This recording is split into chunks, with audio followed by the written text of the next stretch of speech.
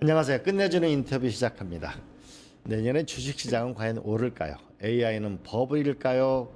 아닐까요? 이런 주제를 가지고 심도 있는 토론을 해보도록 하겠습니다. 네, 삼성 액티브 자산 운용 김지윤 운용 이본부장님 함께합니다. 어서 오세요. 네, 안녕하세요. 안녕하세요. 네. 굉장히 유명하신 분인데 우리 김지훈 본부장님은 아마 시청자들이 네. 가장 궁금해하는 것은 내년에 주식시장이 오를까요? 어떻게 전망하세요? 저희는 좀 긍정적으로 보고 있습니다. 네, AI 버블 논란이 많은데요.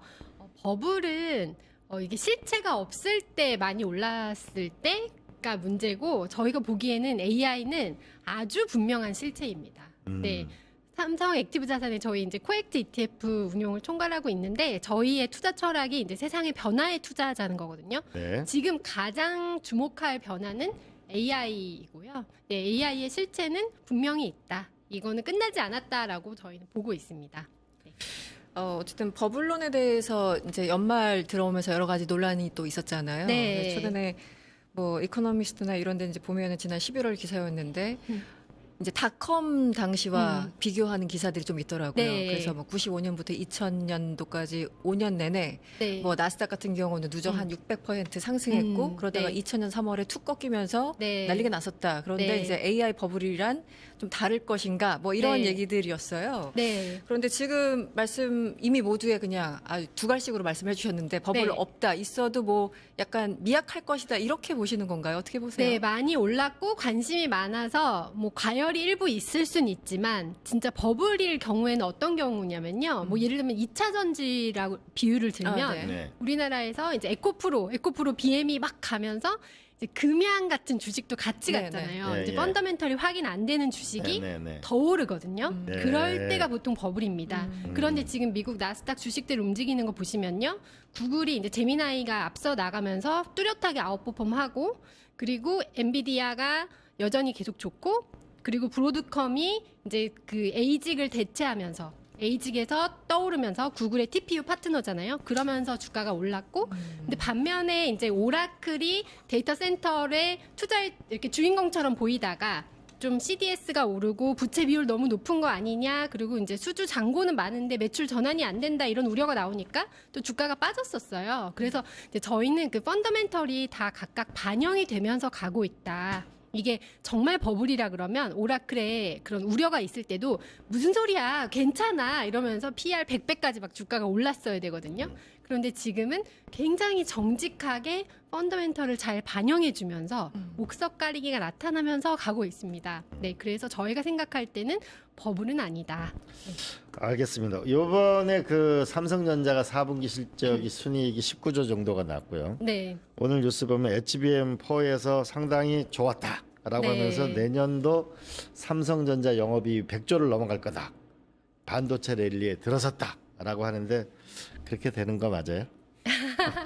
네, 지금 전망으로는 사실 반도체 상황이 너무 좋은 건 맞습니다. 네, 사실 작년까지만 해도 HBM만 좋고 나머지 D램은 별로 안 좋았거든요. 근데 올해는 이게 그 AI가 더 확산되다 보니까 데이터 센터도 더 많이 필요하고 또 추론에도 메모리가 굉장히 많이 필요하면서 기존 메모리까지도 굉장히 좋은 상황입니다. 그래서 지금 4분기에도 또 환도 사실 좀 아픈 손가락이지만 한국에는 수출 기업한테는 되게 좋은 거거든요. 그래서 4분기에도 이익이 저희는 좀 긍정적이라고 보고 있고 내년에도 우선 상반기에는 좋을 것 같습니다. 근데 테크는 워낙 이제 사이클이 변동성이 높으니까 내년 하반기까지는 모르겠지만 상반기까지는 확실히 좋다. 네. 내년 전망 여쭤보기 직전에 지금 이제 12월 말이고 오늘 주식이 전반적으로 상당히 좋았습니다. 잠깐 네. 봤는데 다 뻘겋더라고요. 네. 오늘은 왜 그런 거예요? 저희가 생각할 때는 그 AI 버블 논란이 좀 사그러지는? 네, 사그라든 효과가 제일 크다고 생각하는데요. 네네. 아까도 제가 그 말씀드린 것처럼 오라클이 지금 이 가늠자 역할을 하고 있어요. 네. 오라클이 한때 막 수주를 많이 하면서 주가가 오르고 막 네. 오픈 AI한테도 이제 투자를 받고 이러면서 했다가 근데 수주 잔고가 매출로 전환이 안 돼. 그리고 부채 비율 너무 높아. 이러면서 이제 버블 논란.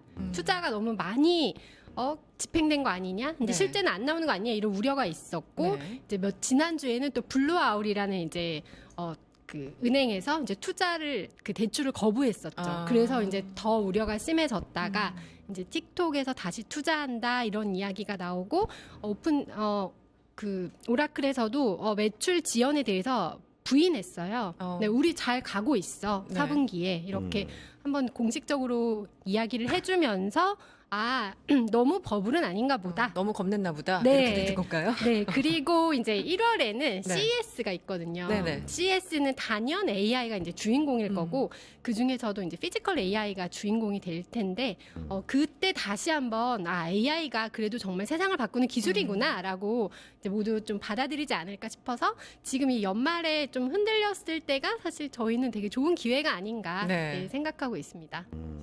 네. 제가 이제 본부장님 인터뷰했던 걸 다 이렇게 서치를 해보니까 네. 이런 말씀이시더라고요. 네, 산업이 좋다고 다 오르는 건 아니다. 네, 갈놈만 간다. 쉽게 하면 오를 놈만 오른다라고 네, 했는데 맞습니다. 지금 시장에서 갈놈, 오를 놈은 누굽니까? 네, 저희는 이제 AI의 사이클을 AI 인프라를 구축하는 단계, 그다음에 그 구축된 인프라로 서비스가 나오는 단계, AI 인프라를 구축하는 단계, 서비스를 서비스가 제공하는 나오는 단계, 그다음에 이제 피지컬 AI로 확산되는 단계라고 설명을 피지컬 드리는데요. AI, 예. 네, 인프라가 구축될 때 이제 대장주는 엔비디아였죠. 그리고 인프라의 그 대장주가 근데 독점은 깨지면서 이제 새로운 경쟁자로 브로드컴이 등장한 거고요. 그리고 그 구축된 인프라 중에서 그럼 오픈 AI도 있고 저희가 뭐 챗GPT, 뭐 제미나이, 뭐 또 퍼플렉스티 여러 개의 서비스 중에서 누가 제일 앞서 있나 했을 때는 제미나이가 좀 제일 앞서 있는 것 같아요. 네. 네. 그래서 구글이 좀 앞서 있고 그러다 보니까 이제 구글 주가가 많이 올랐고 저희는 이 AI에서의 대장은 계속 갈 거다라고 우선 생각을 하고요. 그 다음에 이제 또 주인공이 이제 피지컬 AI에서는 이제 테슬라도 그 사례가 될 수 있겠죠. 그래서 뭐 메타도 도전했고 아마존도 도전했고 마이크로소프트도 도전했고 많이 도전했지만 그 중에서는 약간 구글이 좀 제일 앞서 있는 것 같습니다. 네, 요즘 뭐 국내 시장에서 빠지지 않는 키워드 이게 늘 기사 읽으면 늘 나오는 단어이긴 한데요. 네. 뭐 배일유업, 배당, 주주환원 이런 단어들이 무한 반복해서 언급되더라고요. 네, 여기에 대해서 본부장님은 어떻게 보세요? 저는 이제 경영이 한 20년 되는데요. 네. 정말 그 사이에 이 지배구조에 대한 인식 이게 정말 많이 바뀐 거를 요새 실감하고 있습니다. 정말. 네. 어떻게 해요? 옛날에는 예를 들어서 기업에서 지금 결국은 이제 소액주주의 권리를 지켜주냐 아니냐가 네네. 밸류업의 핵심이거든요. 그런데 옛날에는 그냥 대주주가 본인들 유리하게 뭐 증자라든지 뭐 합병이라든지 분할이라든지 본인들 유리하게 그걸 활용을 했거든요. 네. 그리고 나서 소액주주나 뭐 누가 아무리 이야기를 해도 잘 통하지가 않았어요. 그런데 지금은 민관 모두가 이제 그런 식의 대주주만을 유리하게 하는 분할 합병이라든지 어떤 경영 활동은 불가능하다는 걸 인식하고 있는 것 같아요. 네, 이 부분은 저는 굉장히 크다고 생각을 하고요. 이런 구조적인 문제 개선이 사실 한국 시장에서는 우선 법이 바뀌었고 네. 법에 따라서 이제 투자 문화가 바뀔 거기 때문에 한국에서는 굉장히 거대한 흐름이 변하고 있다. 그래서 저희는 한국 시장에 대해서도 사실 굉장히 긍정적으로 보고 있습니다. 네. 법이 바뀌었다면 어떤 법을 바뀌고 그 내용이 뭐죠? 네, 우선 상법이 바뀌었는데요. 네. 이제 이사의 충실 의무에 대해서 일반 주주에 대해서도 충실하게 해야 된다라는 네, 네. 문구가 들어갔는데 그 한 단어가 엄청나게 큰 핵심입니다. 저희가 민주주의에서도 한 사람의 인권이 굉장히 소중하듯이 네. 자본시장에서도 똑같이 모든 소액주주의 권리가 똑같이 보장되어야 되는데 여태까지는 사실 분할 합병이나 이럴 때 소액주주의 권리가 좀 침해되면서 대주주 유리하게 많이 바뀌었었거든요. 시장의 투명성이 획기적으로 개선되었다 이렇게 보시는 건가요? 네, 저는 이제 주주의 권리에 대해서 마치 인권에서 눈을 뜨듯이 그 정도의 큰 변화라고 생각합니다. 사실 그 상법 개정안 뭐 논의 과정에서 그리고 통과될 때도 아니 이 당연한 게 뭐라고 이제야 들어간다고 네, 그런 논의들이 맞습니다. 참 많았었고 그런데 네. 물론 이제 그 단어 하나의 함의가 네. 엄청나긴 하죠. 네, 그리고 네. 이해관계자들이 워낙 많으니까 그런데 어쨌든 상법 개정안이 통과돼서 늦었지만 네, 또 네. 환영하는 그런 입장이고 네. 어쨌든 2026년 이제 며칠 안 남았습니다. 네. 다음 주면은 2026년이에요. 네, 네. 본부장님이 주목하는 네. 여러 가지 키워드들이 있을 테고 네. 또 제도 변화가 있을 텐데요. 네. 가장 주목하는 내용들이 어떤 게 있을까요? 제도 변화 측면에서요. 네네. 저는 이 상법 개정 이후에 이제 그 이사의 충실 의무를 확인하는 과정이 이제 내년에 이어질 것 같아요. 그래서 내년에 보통 2, 3월에 주총이 많이 있잖아요. 예. 그렇죠. 네네. 그때가 아마 엄청 활발하지 않을까 네, 생각이 되고요. 또 배당소득 분리과세도 굉장히 큰 변화인 것 같습니다. 네. 여태까지는 사실 배당주 투자 잘못하시면 네. 세금 폭탄을 맞았었거든요. 건보료 폭탄이랑. 네네. 근데 이제는 그 부분이 바뀌었기 때문에 일반 투자자분들도 고배당을 안전하게 투자할 수 있도록 이제 제도가 개편된 부분이 있는 거죠. 그래서 국내 주식시장에 대해서도 저는 되게 지지 기반이 마련됐다라고 생각합니다. 네. 그 배당주 분리과세 부분에서 박수 치는 분들이 많더라고요. 네. 자, 밸류업 문제. 그러니까 네. 일본이 이제 아베 수상부터 이제 밸류업 정책을 해서 결국은 일본 시장을 끌어올렸는데요. 네. 그런 걸 봤을 때 우리가 꼭 배워야 될 점, 아니면 네. 일본을 경험 봤을 때 우리가 조심해야 될 거. 네. 일본의 경험을 보면 밸류업 정책에 대해서는 어떤 걸 볼 수 있을까요? 네. 저희는 한 지금 2년 정도 됐잖아요. 근데 일본은 저희보다 먼저 시행하기 전에 그 기존의 준비를 굉장히 길게 하셨더라고요. 네, 저희도 이제 남은영 팀장님이라고 저희 회사에 밸류업 전문가분이 계셔서 저희도 일본에 대해서 자세히 공부하게 됐는데 10년간 미리 준비를 하고 거래소와 또 그 연기금이 다 모두 합의를 한 상태로 진행이 되었고요. 네. 그리고 그 거래소에서 그 정말 실제로 기업들을 계속 관리하고 평가하고 상 줄 사람 상 주고 이러는 제도를 끝없이 유지를 한 거죠. 이게 처음에 한 번만 한 게 아니라 예. 정말 그 기업들을 계속 관리해서 밸류업이 잘 된 기업들은 또 프라임이라 그래서 또 이렇게 수상을 하기도 하고 아. 예. 네, 그러다 보니까 사실 일본도 굉장히 보수적인 집단이었고 그런 투자자들한테 되게 폐쇄적이었는데 네. 기업의 장기 비전을 제시하고 내 장기 비전에 따라서 내 현금 스케줄이 어떻게 되니까 내가 주주한테 환원도 어떻게 하겠다라는 이 비전을 제시하는 부분 이게 너무 긍정적이었던 것 같습니다. 네, 네. 그래서 결국 외국인 투자자의 신뢰를 회복하는 거. 그게 증시를 위해서 굉장히 좋은 점이잖아요. 우리나라에서도 지금 진행이 되고 있다고 생각하고 저는 내년에 좀 더 본격화되지 않을까라고 기대합니다. 네. 이재명 대통령 그 공약집을 제가 지난주에 잠깐 뭐 10대 과제 뭐 이런 걸 다시 볼 일이 좀 있었는데 어쨌든 이제 한국 주식에 대해서 이제 신뢰성을 좀 높여야 된다 이런 얘기 문제의식을 늘 갖고 있었고 본인도 주식 투자를 워낙 뭐 많이 하셨고요. 네. 그래서 제도 정비해야 되고 뭐 상법 개정안 같은 맥락이지만 법 개정도 당연히 필요한 거였고 또 이제 나쁜 짓 하면 처벌 제대로 하고 3대가 멸하게 네, 처벌을 해야 되겠다. 이 세 가지 어떤 흐름인데 사실 이 모든 걸 수렴하는 거는 이 코리아 디스카운트를 어떻게 하면 좀 감소시킬까 이런 우려를 맞습니다. 어떻게 없앨까잖아요. 네, 그리고 네. 괜히 뭐 남북 간 대치한 건 벌써 한 7, 80년 전 얘기인데 뭐 그거 가지고 이유를 대시는 분들도 있고 여러 가지 네, 뭐 네. 설명들이 있습니다. 네. 어쨌든 지금 정부가 의혹을 가지고 제도를 추진하고 있는데 이 코리아 디스카운트는 좀 해결이 될까요? 굉장히 좀 추상적이긴 합니다만 어떻게 네. 보세요? 저는 계속 진행이 되고 있다고 생각합니다. 네, 디스카운트가 25년에도 굉장히 많이 됐지만 이 흐름이 그냥 꺾일 것 같진 않다. 저희가 주가가 많이 올랐을 때 뭐 AI도 똑같은 건데 주가가 이미 많이 올랐을 때 이게 버블이냐 아니냐를 판단할 때는 이 변화가 구조적이냐 아니냐 일회성적인 거냐 요거를 많이 보거든요. 네. 예. 근데 AI와 마찬가지로 한국의 그런 밸류업도 저는 좀 구조적인 변화라고 생각합니다. 네. 밸류업 부분에서 정말 칭찬할 만한 기업이 있다면 어떤 걸 칭찬하겠어요? 밸류업 차원에서요. 네, 그래도 은행에서 먼저 이제 배당에 대해서 선제적으로 많이 이렇게 집행을 해주셨거든요. 이제 그런 부분은 되게 긍정적인 것 같고요. 또 이제 현대차 그룹도 그런 부분에 대해서 되게 선제적으로 많이 이야기를 하셨습니다. 그래서 그런 부분이 이제 배당으로 확인되고 하는 게 긍정적인 것 같습니다. 네. 저는 AI의 승자가 뭘까, 어디다 투자해야 될까에 관심이 많은데요. 아까 네. 말씀하실 때 AI 인프라 이런 데는 엔비디아 이런 데 강자였고 네. 피지컬 AI는 테슬라 이렇게 말씀하셨는데 저희가 여기서 계속 공부를 하다 보니까 생성형 AI, 멀티모달 AI, 네. 에이전트 AI, 피지컬 AI 네. 이런 단계가 있을 거다. 네. 자, 그리고 우리가 하도 우리가 서학개미 분이 활동을 해가지고 외국 기업은 다 잘 알아요. 네. 국내 기업은 요 단계별로 보면 어디가 강자예요? 아, 국내 기업은 사실 AI에서 좀 소프트웨어 쪽은 약세인 게 사실입니다. 요번에 이제 젠슨 황이 오셔서 깐부 회동 막 하셨잖아요. 그러면서 한국에도 기쁜 소식이 있다. 그래서 이제 GPU를 드디어 공급하겠다. 여태까지 한국엔 GPU가 없었던 거죠.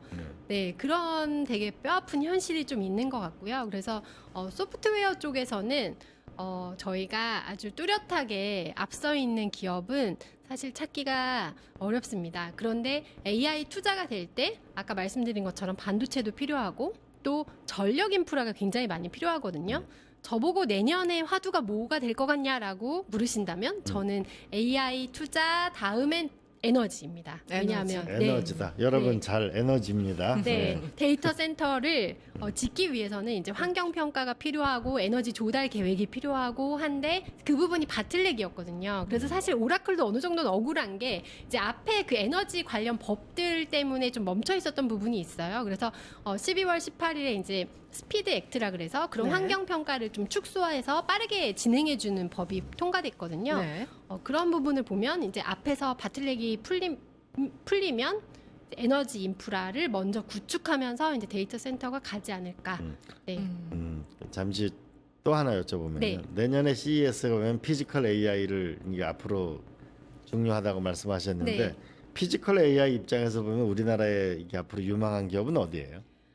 그래도 보스턴 다이내믹스를 가지고 있는 이제 현대차 현대자동. 그룹이, 네. 그래서 사실 깐부회동 이후에 현대차 그룹이 많이 오른 게, 그걸 이제 저희 그 김효식 팀장이 저한테 보내준 영상으로는 왜 그 자동차가 갑자기 로봇으로 변신하는 영상 있잖아요. 네네. 네. 그런 것처럼 이제 그냥 자동차가 아니고, 그냥 단순한 로봇이 아니고 그 모든 걸 통합하는 피지컬 AI 기반이 돼야 되는 거거든요. 근데 이제 현대차도 GPU를 공급받으면서 그래도 거기에 발을 걸칠 수 있다는 게 긍정적인 게 아닌가 생각이 됩니다.